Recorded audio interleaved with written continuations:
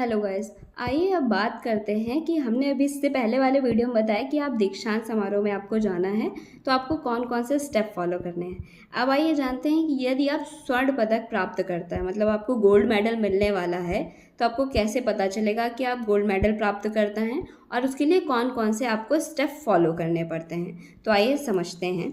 तो पहला है कि यदि आप गोल्ड मेडलिस्ट हैं तो उसके 5 से 6 दिन पहले ही आपको कॉल आएगी और कॉल में वो एक सर होंगे, वो बताएंगे कि आपको गोल्ड मेडल मिलने वाला है, किस क्षेत्र में मिलने वाला है, वो भी आपको कंफर्म करेंगे।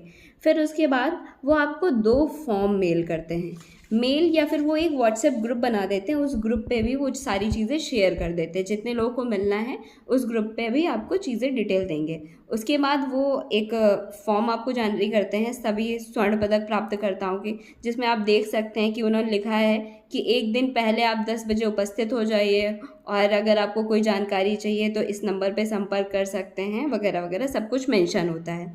एक फॉर्म ये देते हैं आपको और इसी के साथ एक आपका पर्सनल फॉर्म भी देते हैं, जिसमें आपके बारे में वो पूरी जानकारी देते हैं कि आपको आना है। जैसे कि आप देख सकते हैं कि ये मुझे प्राप्त हुआ था, उन्होंने पूरा लिख के दिया था कि आपको स्वर्ण पदक विजेता हैं, आपको नामित किया जाता है, आपको अभिलेख लेके आने हैं। एक दिन पहले आपको अपने मूल अभिलेख और वैध पहचान पत्र के साथ परीक्षा विभाग में विश्वविद्यालय परिसर में उपस्थित होना है। उसके साथ वो एक ड्रेस कोड भी देते हैं कि यदि आप पुरुष हैं तो सफ़ेद कुर्ता धोती या कुर्ता पैजामा पहन लीजिए, यदि आप महिला हैं तो हल्के रंग की मरून बॉर्डर वाली साड़ी या ब्लाउज़। अगर आपका मरून बॉर्डर नहीं है तो कोई भी बॉर्डर पहने, पर येलो कलर की होनी चाहिए। और ये गोल्ड मेडलिस्ट वालों के लिए होता है कि आप ज़रूर पहने, क्योंकि वो देखने में भी अच्छा लगता है। पर यदि आप नहीं पहनते हैं तो कोई मस्ट नहीं है कि आपको पहन ही के आना है। ठीक है, तो ये दोनों फॉर्म आपको दिए जाते हैं। ये एक ये वाला फॉर्म दिया जाएगा और एक ये वाला फॉर्म दिया जाता है, और दोनों ही आपको दिए जाते हैं बाई व्हाट्सएप या फिर बाई मेल कि आप इन सारी डिटेल्स को भर के भेज दीजिए ताकि वो आपकी डिटेल को नोट डाउन कर लें।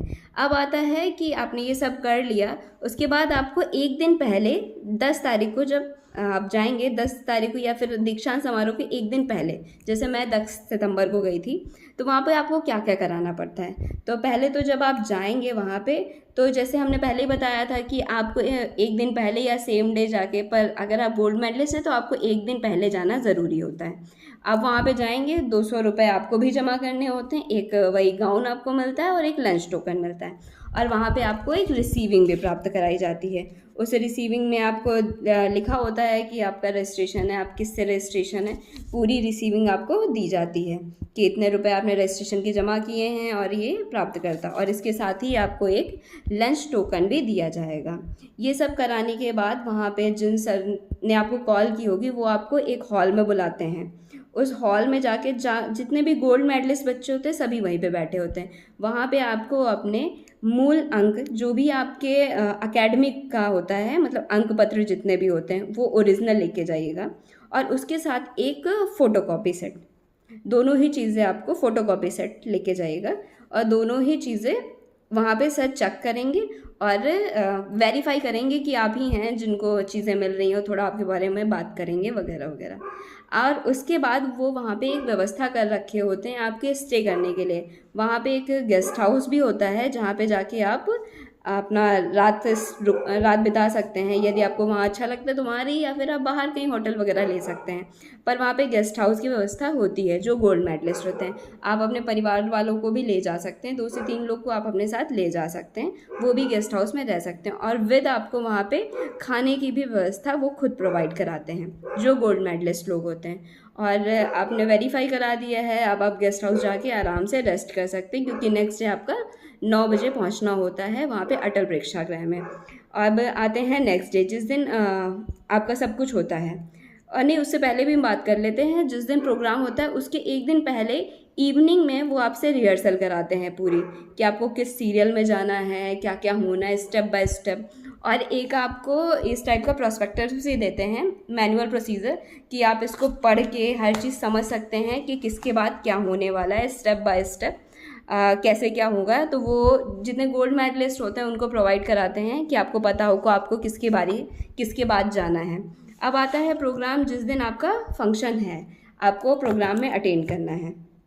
अब आते हैं नेक्स्ट डे कि आपको मॉर्निंग 9 बजे तक आप वहाँ पे पहुँच जाइए तैयार होके, और कोशिश करिए कि आप अपनी यूनिफॉर्म में रहें, क्योंकि वो अच्छा लगता है वहाँ पे, और जाके आप थोड़ा फ़ोटोशूट भी कर सकते हैं। उसके बाद आपको जब हॉल में एंट्री करना होता है तो हॉल में भी आपको बताना पड़ेगा कि आप गोल्ड मेडलिस्ट हैं, या तो फिर आपके पास भी रजिस्ट्रेशन फॉर्म की फ़ोटोकॉपी होनी चाहिए। और आपके जो भी साथ में लोग जा रहे हैं उनको भी अपने साथ रखिएगा, वरना वो ऐसे एंट्री नहीं देते। आप बताएंगे कि मैं गोल्ड मेडलिस्ट हूँ, मेरे साथ हैं, तो तभी वो उनको अंदर जाने की अनुमति प्रदान करते हैं।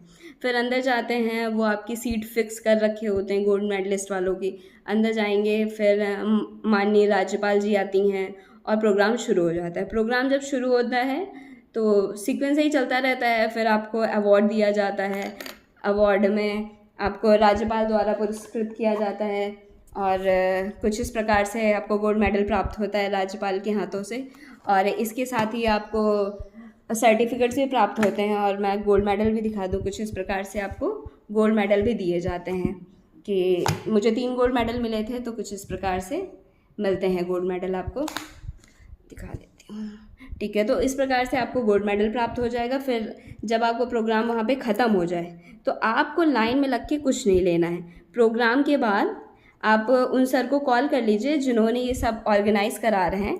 वो सर के पास ही आपकी डिग्री, क्योंकि आपको लाइन में लग के परेशान होने की ज़रूरत नहीं, वो सर ही आपकी डिग्री एंड मार्कशीट अपने पास रख लेते हैं, और आप उनके पास कॉल करके आराम से ले सकते हैं।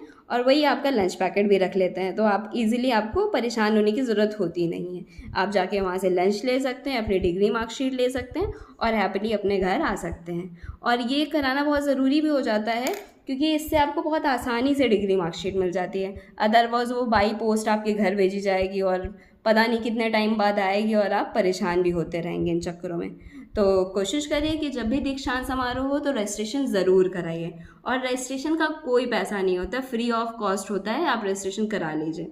और बहुत सारे लोग कंफ्यूज होते हैं कि ड्रेस कोड जो लिखा होता है हमारे रजिस्ट्रेशन फॉर्म में, वो पहन के जाना है या नहीं जाना है। जैसे कि जब भी हम रजिस्ट्रेशन फॉर्म डाउनलोड करते हैं तो उसमें नीचे मेंशन रहता है कि पारंपरिक वेशभूषा आपको ये पहन के आना है, तो वो ज़रूरी नहीं है कि आप पहन के जाएं। अगर आपके पास है, आपका मन है, तो बिल्कुल जा सकते हैं, वरना आप नॉर्मल ड्रेस में भी जा सकते हैं।